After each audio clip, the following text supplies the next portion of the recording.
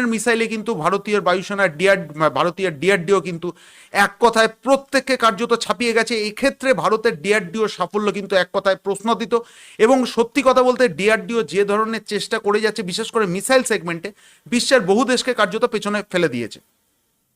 এখন প্রশ্ন হচ্ছে কি এমন আছে এই অস্ত্র মার্ক থ্রিতে যাকে বলা হচ্ছে ভারতীয় বায়ুসেনার প্রকৃত গেম চেঞ্জার হতে চলেছে। মূলত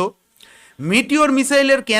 কেন ইউরোপিয়ান ইউনিয়ন বা ইউরোপীয় কান্ট্রি যুদ্ধের প্লেনের এত দর,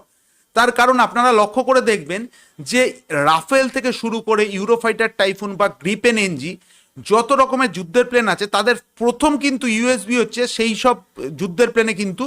মেটিওর মিসাইল ইনস্টল করা রয়েছে, এবং এই মেটিওর মিসাইল ইনস্টল হওয়ার সাথে সাথে এই যুদ্ধের প্লেনের দামও যেরকম বাড়ছে এবং এই যুদ্ধের প্লেনের চাহিদাও কিন্তু দিনকে দিন বাড়ছে। আর এইখানেই ভারতীয় বায়ুসেনা ডিআরডিও এটি কিন্তু দীর্ঘ 10 বছরের প্রজেক্ট, এটি